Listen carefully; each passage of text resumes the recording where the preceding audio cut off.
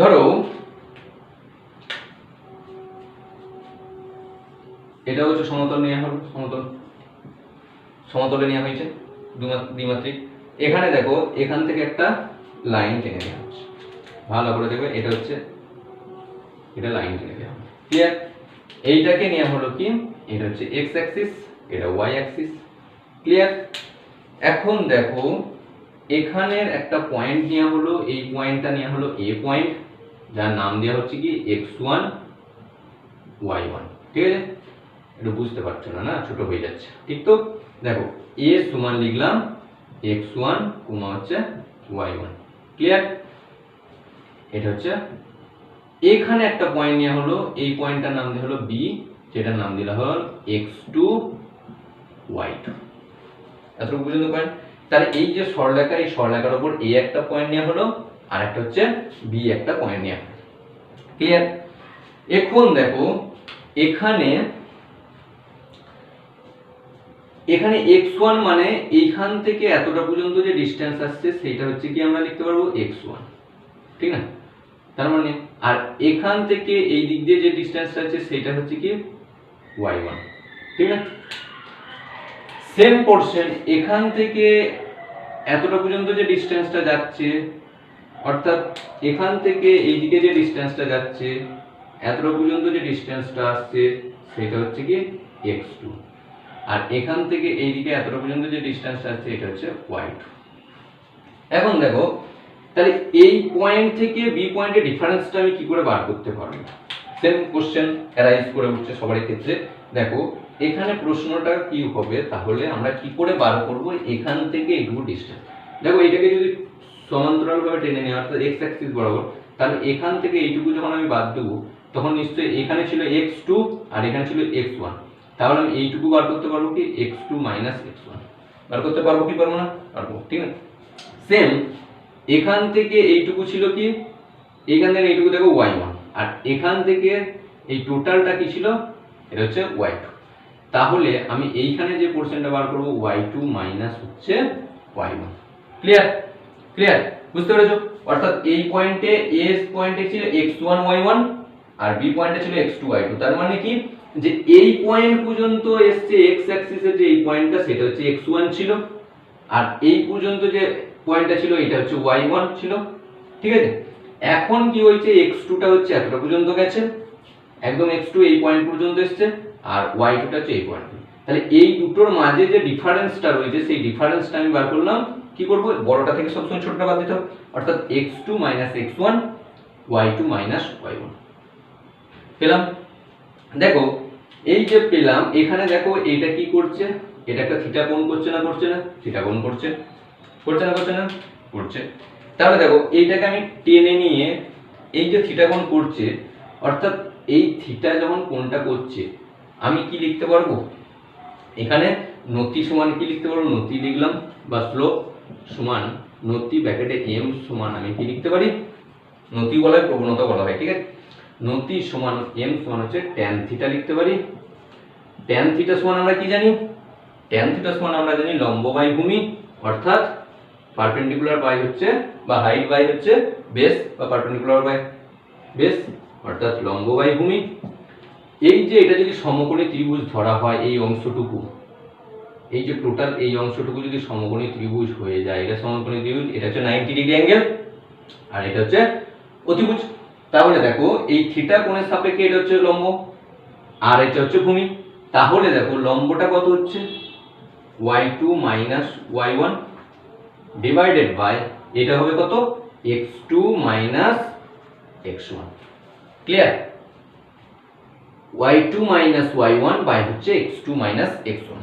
বলো এতটুকু পর্যন্ত ক্লিয়ার হয়েছে কি হয় নাই বলো? ঠিক আছে? তাহলে দেখো এখানে কি পেলাম, যে আমি এইটা একটা সমকোণী ত্রিভুজ পেলাম, থিটা কোণের সাপেক্ষে যেহেতু এই y2 y1 টা লম্ব হচ্ছে আর x2 x1 টা হচ্ছে ভূমি হচ্ছে, তাই নতি সমান আমরা কি জানি tan থিটা, এবং tan থিটা সমান হচ্ছে লম্ব বাই ভূমি, অতএব বসিয়ে দিলাম y2 y1 বাই হচ্ছে x2 x1। Clear? Concept clear? তার মানে কি বুঝতে পারলাম, যে নতি সমান হচ্ছে tan থিটা, যেখানে হচ্ছে y2 y1 বাই হচ্ছে x2 x1। ক্লিয়ার? তাহলে আমি এটাকে মনে রাখবো কি করে, যে অন্তর কি হচ্ছে y অক্ষের অন্তর বাই হচ্ছে x অক্ষের মধ্যে অন্তর, দুটো যদি বিন্দু থাকে তাহলে y অক্ষের উপর বিন্দুদ্বয়ের অন্তর বাই হচ্ছে x অক্ষের উপর বিন্দুদ্বয়ের অন্তর, ঠিক আছে, বা বিয়োগফল। y অক্ষের উপর অবস্থিত দুটি বিন্দুদ্বয়ের মধ্যে বিয়োগফল বাই হচ্ছে x অক্ষের উপর অবস্থিত দুটি বিন্দুদ্বয়ের মধ্যে বিয়োগফল, ঠিক আছে, লিখে নিয়েছো? হ্যাঁ, ক্লিয়ার। এরপর দেখো আমরা এখানে কোনো প্রবলেম তো কোনো অ্যারাইজ করে নাই, সমস্যা কোনো কিছু হয় না, তাহলে এইটা সমান আমি tan থিটা সমান হচ্ছে আমি লিখে দিতে পারলাম, বা নতি সমান আমি এটা লিখে দিলাম। কেন? এই যে অক্ষটা ছিল, এই অক্ষটা কি রকম অক্ষ ছিল? এটা হচ্ছে সরল রেখা ছিল, সরল রেখা ছিল, এবং এই নতিটা কি হবে? ধ্রুবক হবে, ধ্রুবক হবে, ক্লিয়ার? নতিটা ধ্রুবক। কিন্তু সাপোজ দেখো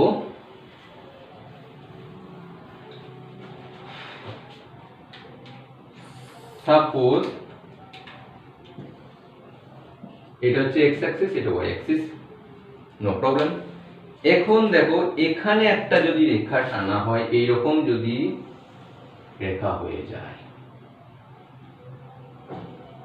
এরকম একটা যদি ডায়াগ্রাম হয়ে যায়, ঠিক আছে, একটু মোটা পারা হয়ে গেল, তো এরকম যদি একটা ডায়াগ্রাম হয়ে যায়, ঠিক আছে,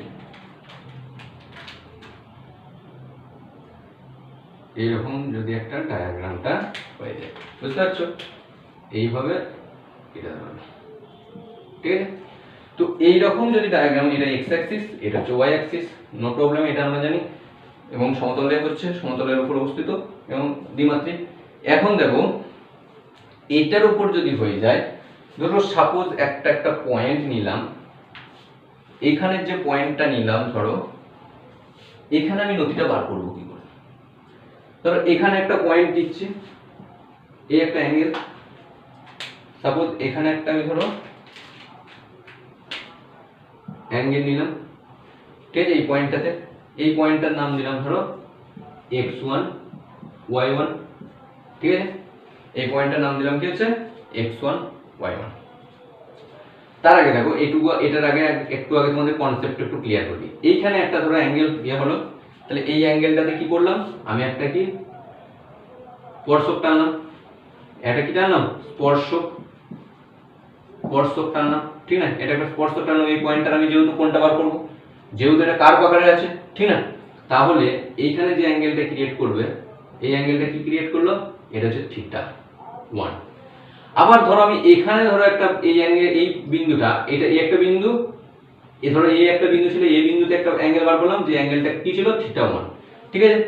আবার ধরো আমি এই বিন্দুতে একটা, আমি এই যে বিন্দুটা আছে, এইটা হচ্ছে বি বিন্দু, এই বি বিন্দুতে আমি একটা ধরো কোণ বার করতে চাইছি, তাহলে এখান থেকে আবার একটা কি স্পর্শক টেনে দিলাম,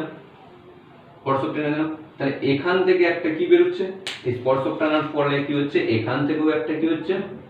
অ্যাঙ্গেল বেরোচ্ছে। এই অ্যাঙ্গেলটা দেখো, এটা মোটা হয়ে গেছে রেখাটা, দেখো এরকম করে দেখো, এইখানটাতে কি বেরোচ্ছে? এইটাতে হচ্ছে থিটা 2 বেরোচ্ছে, থিটা 2। দেখো এই অ্যাঙ্গেলটা আর এই অ্যাঙ্গেলটার মধ্যে কি ডিফারেন্স আছে না? নেই, ডিফারেন্স আছে। আরো একটা তোমাদের বোঝার সুবিধার্থে আর একটা ধরো করলাম আমি এখানে, এই বিন্দুটা সি বিন্দুতে আমি কি করবো? স্পর্শকের অঙ্গ টেনে দিলাম, তাহলে এখান থেকে আমি একটা ধরো অ্যাঙ্গেল টানছি, এইখানে দেখো থিটা 3 হচ্ছে।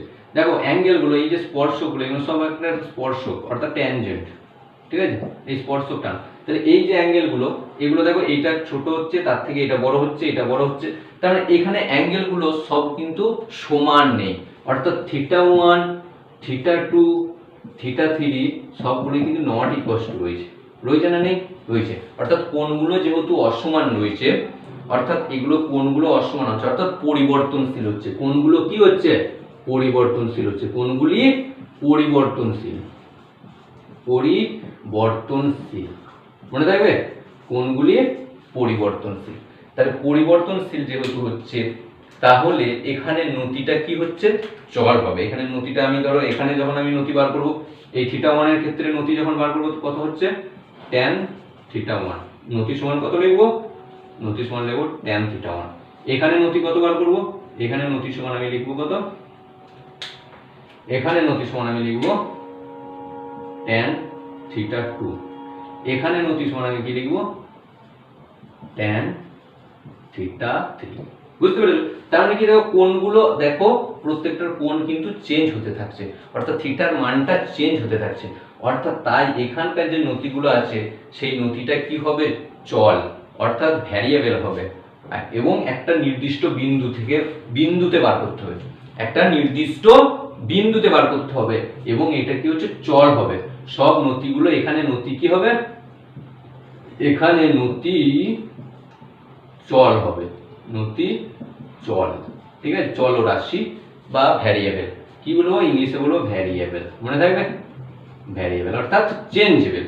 এবং কি হবে একটা পার্টিকুলার পয়েন্টে আমি কিন্তু এর নতি বার করতে পারবো, একটা নির্দিষ্ট বিন্দুতে, একটা নির্দিষ্ট বিন্দুতে আমি কিন্তু নির্দিষ্ট বিন্দুতে নতি বার করতে হবে, নতি বার করবো, ঠিক আছে, একটা নির্দিষ্ট বিন্দুতে নতি। এটা কি রকম টাইপের, এটা হচ্ছে কার্ভ আকারের যেহেতু রয়েছে, তাহলে এখান থেকে আমরা এই যে কার্ভ আকারের যখন যখন সরলরেখা ছিল তখন একই সব অ্যাঙ্গেল গুলো ছিল, নতিটা কি ধ্রুবক ছিল, বাট এখন যেটা আছে সেটা